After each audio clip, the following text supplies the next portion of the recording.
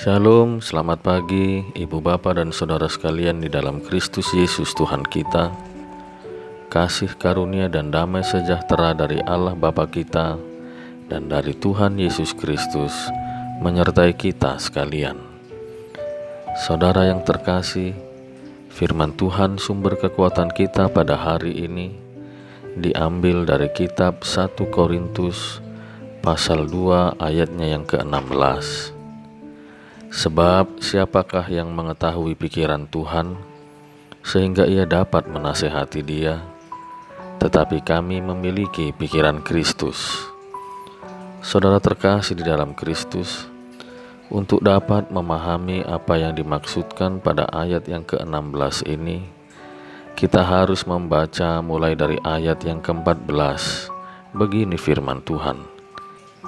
Tetapi manusia duniawi tidak menerima apa yang berasal dari Roh Allah, karena hal itu baginya adalah suatu kebodohan, dan ia tidak dapat memahaminya. Sebab hal itu hanya dapat dinilai secara rohani, tetapi manusia rohani menilai segala sesuatu, tetapi ia sendiri tidak dinilai oleh orang lain. Sebab siapakah yang mengetahui pikiran Tuhan, sehingga ia dapat menasihati dia? Tetapi kami memiliki pikiran Kristus. Pola pikir duniawi tidak dapat menjangkau pola pikir ilahi. Allah melalui caranya selalu mendatangkan kebaikan yang seringkali tidak dapat diterka oleh pikiran manusia. Demikian juga yang dilakukan oleh Paulus di dalam pelayanannya, yang selalu mengandalkan hikmat Allah daripada hikmatnya sendiri. Tapi pola pikir cara pelayanan Paulus yang diterapkannya kepada orang-orang yang ia jumpai untuk memberitakan firman Tuhan seringkali diganggu oleh oknum-oknum tertentu yang mencoba mengganggu warga jemaat yang dilayani Paulus. Mengapa demikian?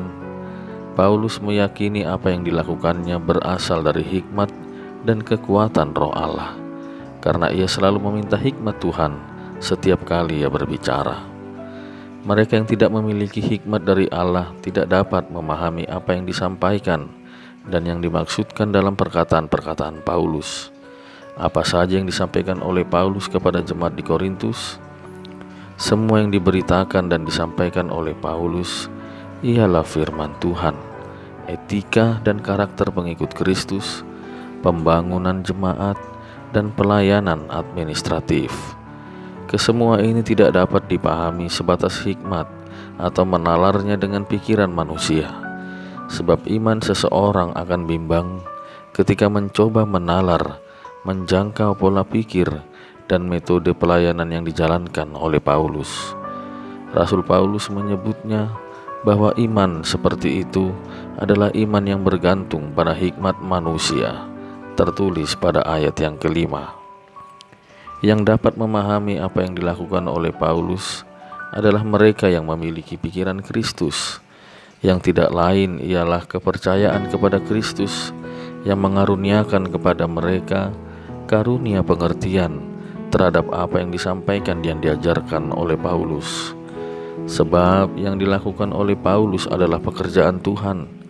Hanya orang-orang yang satu hati, satu pikiran di dalam Kristuslah yang dapat saling menopang dan mendukung.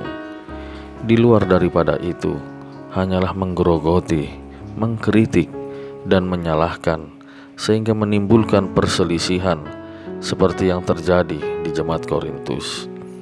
Saudara yang terkasih di dalam Tuhan Yesus Kristus, kita perlu memiliki pikiran Kristus di dalam satu pelayanan dan pekerjaan Tuhan.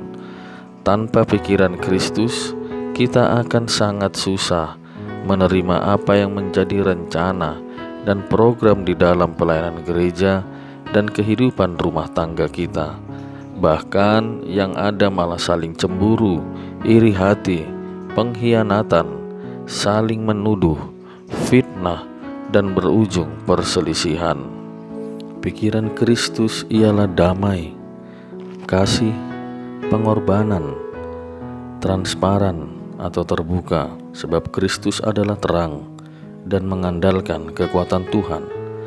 Tanpa pikiran Kristus inilah persekutuan di dalam gereja dan persekutuan di dalam rumah tangga akan mengalami banyak sekali perselisihan dan menimbulkan keretakan-keretakan, karena imannya bergantung kepada hikmat manusia yang hanya berisikan kepuasan, nafsu, pikiran sendiri, dan egoisme.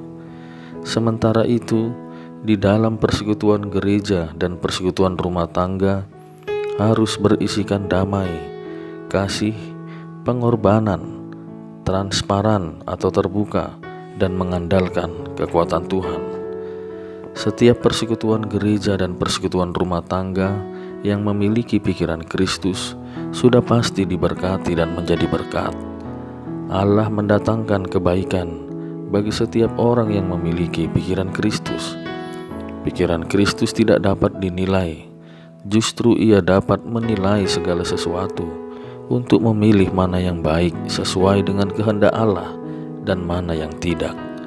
Sungguh indahnya di dalam setiap persekutuan gereja dan kehidupan rumah tangga bersama-sama memiliki pikiran Kristus, supaya menjadi persekutuan yang diberkati oleh Tuhan. Tapi semua itu butuh proses, sama seperti persekutuan jemaat atau gereja di Korintus saat itu. Mereka sedang berproses untuk bersama-sama memiliki pikiran Kristus yang sehati dan sepikir. Persekutuan di dalam gereja membutuhkan proses mencapai pikiran Kristus yang sehati dan sepikir. Begitu juga dengan persekutuan rumah tangga yang harmonis membutuhkan proses mencapai pikiran Kristus yang sehati dan sepikir. Di dalam pikiran Kristus ada damai, kasih, pengorbanan, transparan atau terbuka, dan mengandalkan kekuatan Tuhan. Amin. Mari kita berdoa. Ya Tuhan Yesus Kristus, Kepala Persekutuan Gereja dan Kepala Persekutuan Rumah Tangga, Engkau yang memberkati perjalanan persekutuan gerejamu dan perjalanan rumah tangga kami masing-masing. Ajarkan kami Tuhan untuk memiliki pikiran Kristus, supaya ada kesehatian dan sepikir dalam persekutuan kami ini. Lindungilah seisi persekutuan gerejamu dan seisi rumah tangga kami dari godaan si jahat yang mencoba memecah belah. Tuhan, hari ini kami bekerja dan beraktivitas seperti hari-hari biasanya. Berkatilah kami di dalam satu hari ini. Lindungilah kami dari mara bahaya. Sembuhkanlah kami ya Tuhan, apabila di antara kami ada yang sakit dan terbaring lemah. Kuatkan kami ya Tuhan, sebab kami mengandalkan kekuatan-Mu. Terima kasih Tuhan. Di dalam nama Yesus Kristus kami bersyukur. Amin.